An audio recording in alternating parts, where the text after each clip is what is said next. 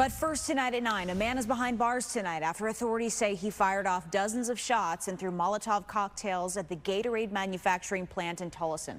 And Fox 10's Ashley Rodriguez joining us live in studio with more on this story tonight. Ashley. Yeah, 35-year-old Antwain Lamar Woods said he was wrongfully terminated from the plant back in January and, quote, wanted to shoot up the place. Let me finish what I'm saying and I'll give you an opportunity to speak.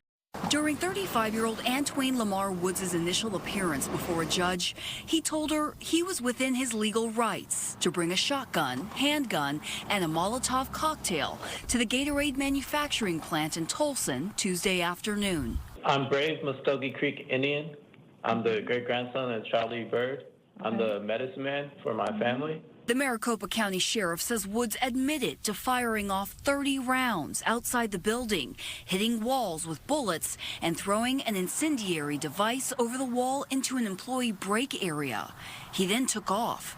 No one was injured, and Woods said he never intended to hurt anyone anyway. He just wanted to send a message to his former employer after claiming to be wrongfully terminated in January. What I was doing was I was exercising my rights as a Native American.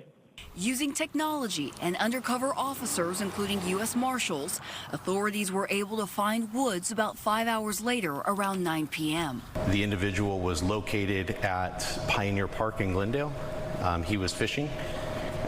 He was quickly apprehended without incident. By Wednesday, Woods was charged with 5 felonies, the shooting causing $680,000 in damage. We give a lot of credit to the Glendale Police Department and the U.S. Marshals for their help with this because it ended quickly. It could have been so much worse. It definitely could have been worse. When police found Woods, they said he had 4 additional Molotov cocktails inside his car. Mark? Ashley, thank you. Glendale police say a tip from a tattoo artist helped them identify a teenager whose body was found in a backyard. Police believe the body was 16-year-old Sean Barragon Springay from Queen Creek.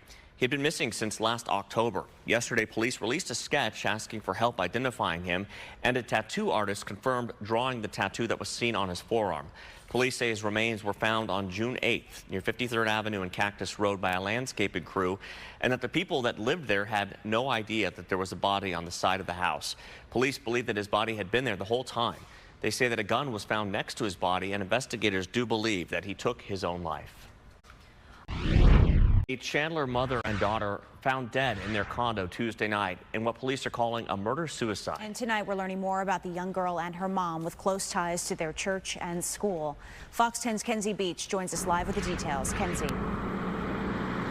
Yeah, guys, Chandler police have not released much on this, but tonight we're learning that it was here at Grace Christian Academy that 49-year-old mom was a first-grade teacher's aide. Her little girl, 10 years old, had just finished 4th grade. An empty spot that cannot be filled. Police say the call came from a family friend who walked into their unlocked home at Lumiere Chandler condominiums and found both the mother and daughter dead. We spoke to a neighbor who was home at the time. Feels just a little eerie, like knowing that that happens and we didn't hear it or we didn't know about it because everything was so quiet. There was no ambulance, no sirens, nothing. Head administrator at Grace Christian Academy in Tempe, Kelvin Inoue, tells Fox 10 49-year-old Cheryl Brashier had a degree in engineering and chose to work at Grace Christian to be close to her 10-year-old daughter, Shelby. They were so bright and cheerful and full of energy, a great attitude about life. Inoue says the two moved to the Valley from Idaho a year and a half ago. Shelby just finished 4th grade. She had a spunk about her about I can do anything and I'm wanting to try and just full of energy and life. Grace Christian notified families and teachers about the deaths in an email offering counseling services, stating both mother and daughter were well loved and respected. They will be remembered and sorely missed. I can't say how we're going to go through all of this, but we'll all pull together and grow stronger together because of them. Chandler police tell us that this is still an active investigation. Live in Tempe tonight, Kenzie Beach, Fox 10 News. nearly 200 defendants across the country have been indicted for healthcare fraud worth more than $2.7 billion. The Department of Justice says that several Arizonans took advantage of vulnerable patients, and the DOJ highlighted a couple from Scottsdale who were caught trying to flee the country. Fox 10 investigator Justin Lum has more. We're digging deeper into the case against Alexandra Gerke and Jeffrey King.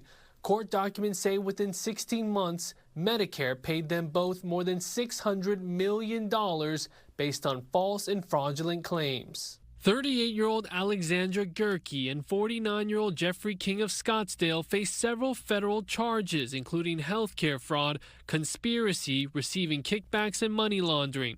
This morning, U.S. Attorney General Merrick Garland provided details on the alleged $900 million scheme that took place from November 22 through May 2024. Via wound care companies owned by the defendants, court documents say Gerke and King billed Medicare $1 million per patient for high-priced skin grafts to be applied to vulnerable patients' wounds. This was done without coordination with the patient's treating physicians and without proper treatment for infection. 2 nurse practitioners were also charged, Carlos Ching and Bethany Jameson, who live in the Valley. The DOJ says they were paid by one of Gerke and King's companies to apply the grafts to Medicare patients obtained by kickbacks and bribes. We not only charged 4 defendants, but we also seized tens of millions of dollars in assets, including 4 luxury vehicles, gold, and bank accounts, totaling more than $50 million.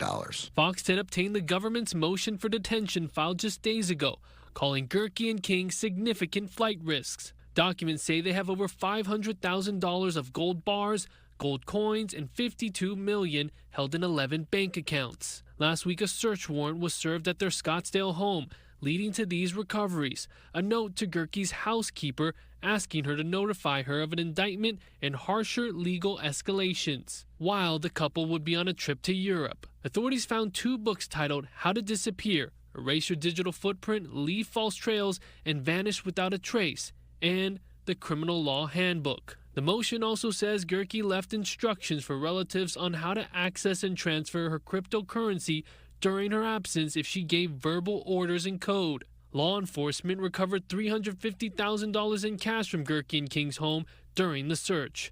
The government cited these photos displaying Gerke and her friend who owns a plane and received $3 million from Gerke while working as a sales rep. U.S. attorneys say Gerke and King were aware that criminal charges were coming and they were prepared to flee the country before being indicted. I did reach out to both attorneys for Gerke and King.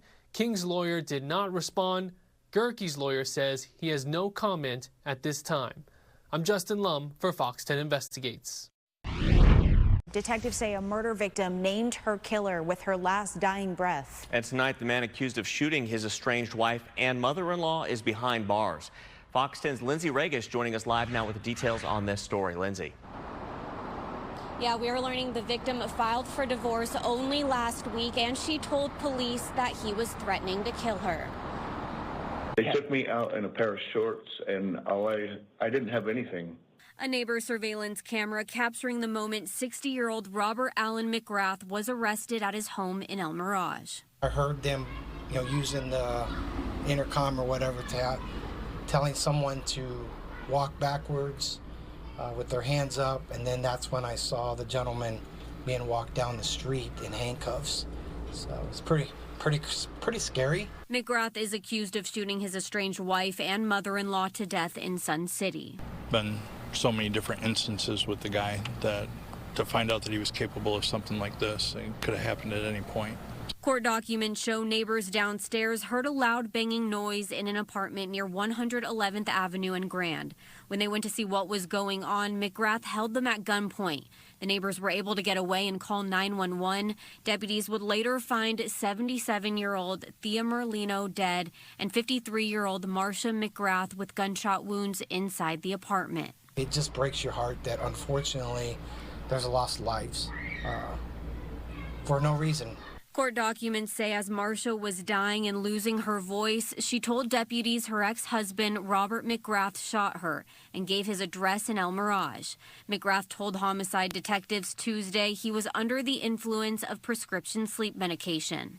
This case does also involve a violation of a prior court order not to physically abuse or threaten the victim in this case, which, as alleged, occurred shortly after that court order was issued. Marcia filed for divorce last week, ending her 20-year marriage to McGrath. A few weeks earlier, she told El Mirage police McGrath threatened to kill her and had recordings to prove it. He was confrontational. Not very well liked here because of his attitude and the way that he was with everybody. I spoke with another neighbor who says McGrath shot at him in the past and he filed a police report. Now McGrath faces several charges, including 2 counts of first-degree murder. His bond is set at $2 million. Reporting live, Lindsay Regas, Fox 10 News.